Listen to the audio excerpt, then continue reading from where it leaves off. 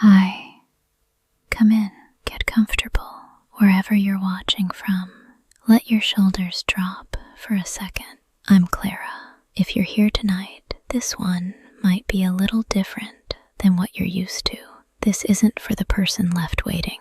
This is for you, if you're the one who left. If you're the one who went quiet, who stopped replying, who disappeared from someone's life without ever giving them the conversation they probably deserved.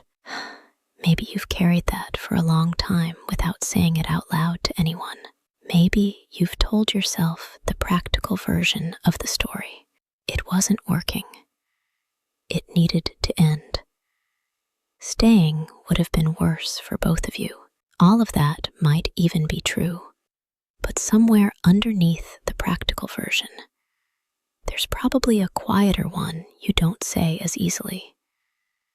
That you left the way you did because you didn't know how to leave any other way. Maybe you've thought about reaching out since then, just to explain, rehearsed what you'd say.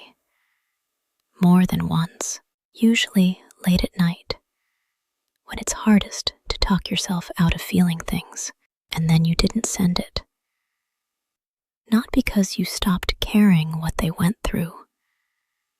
Probably the opposite. Because caring made it harder to find the words.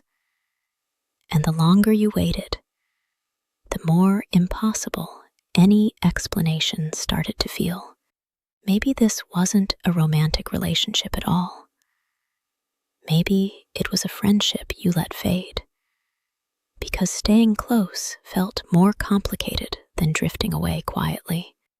Maybe it was a family member you stopped calling, telling yourself you'd reconnect eventually, once things felt less awkward, and eventually somehow turned into years.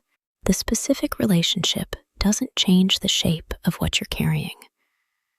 The particular ache of being the one who went quiet feels remarkably similar, whether it was a partner, a friend, or someone in your family you simply let slip away. I want to say something to you that might be hard to hear, and something else right after that I hope makes it easier to carry.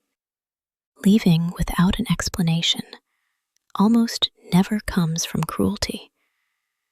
It usually comes from not having the tools in that moment to have the harder, more honest conversation. Some people never learned how to end things well because nobody ever showed them what that actually looks like. That doesn't make it painless for the person left behind. But it also doesn't make you a fundamentally cruel person for having done it. Those two things can both be true. Maybe you keep replaying the specific moment you went quiet, the message you didn't answer, the plans you canceled and never rescheduled, the slow fade you told yourself was gentler than a direct conversation, even though some part of you suspected, even then, that it probably wasn't gentler at all. Just easier for you. Maybe you've noticed the guilt showing up in unexpected places, hesitating before ending things with someone new, even when ending it is clearly the right call.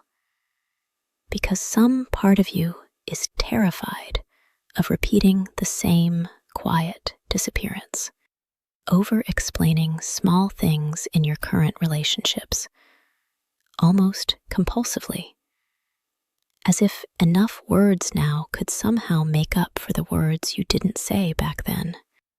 Flinching a little at the word ghosted, even when nobody's talking about you, because it lands a little too close to something you recognize in yourself. Here's something worth sitting with. The fact that you're still thinking about this, still turning it over, still wishing you'd handled it differently, says something real about you. People who genuinely don't care don't spend years quietly replaying an old ending.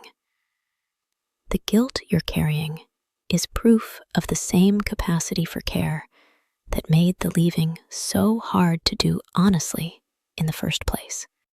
You don't have to decide tonight whether you owe them an explanation. This many months or years later, that's a genuinely complicated question. And reaching out isn't always the kindest option.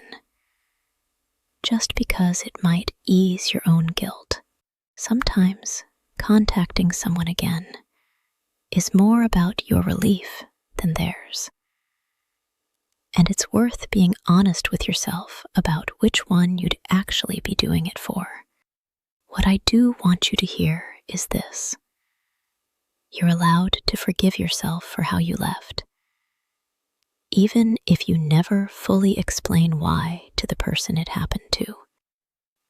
Self-forgiveness was never meant to require the other person's participation.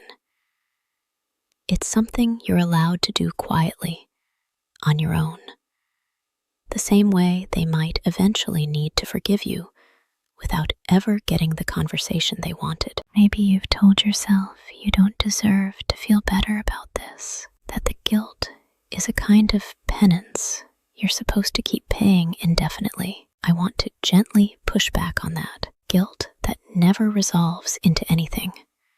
No growth, no changed behavior, no eventual peace. Isn't accountability anymore. It's just suffering for its own sake. And it doesn't actually make the other person's experience any better. It just keeps two people in pain instead of one. If you've grown since then, if you've learned, even slowly, how to have harder conversations, how to say a real goodbye instead of disappearing, how to end something honestly, even when it's uncomfortable, that growth matters. It doesn't erase what happened, but it means the version of you that left quietly isn't the only version that gets to exist. You're allowed to become someone who handles endings differently. Without that meaning you're pretending the earlier version never happened. Growth like that rarely happens all at once. More often, it looks like noticing the old instinct rise up in a new situation.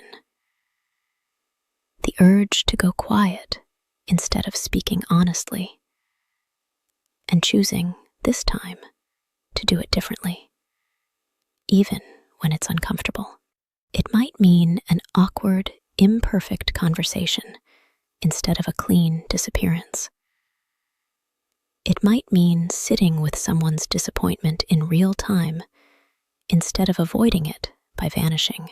Every time you choose that harder, more honest path, you're proving to yourself that the old pattern doesn't have to be the only one available to you anymore. Maybe part of you is scared that forgiving yourself means letting yourself off too easily, like you'd be skipping a consequence you deserve. Self-forgiveness isn't about deciding nothing wrong happened. It's about deciding you don't have to carry it as an unpaid debt for the rest of your life. You can hold both at once.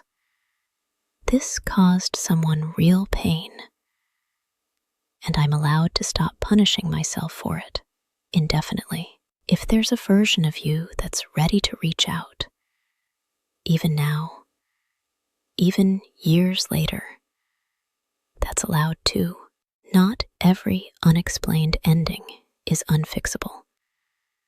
Sometimes a late, honest conversation still means something, even if it doesn't undo what happened. But if reaching out isn't possible, or isn't wanted on their end, or simply isn't the right move anymore, you're still allowed to heal without it. Their forgiveness was never the only path to your peace. I want to be honest about something too. If you do reach out, it's worth being prepared for the possibility that they won't want to hear it or won't respond the way you hope, or will need more time and distance than you're expecting. That's not a reason not to try, if trying feels right. It's just worth knowing in advance that an apology doesn't come with a guaranteed outcome attached to it. You can offer it sincerely and still not get the resolution you are picturing. That's not a failure on your part. It's simply not something an apology can control. You don't have to keep being the person who left badly forever in your own mind. You're allowed to be someone who did something imperfectly, learned something real from it, and slowly became someone a little more capable of honesty the next time it mattered. Let it be quiet now. Let it be finished. Good night. I'm glad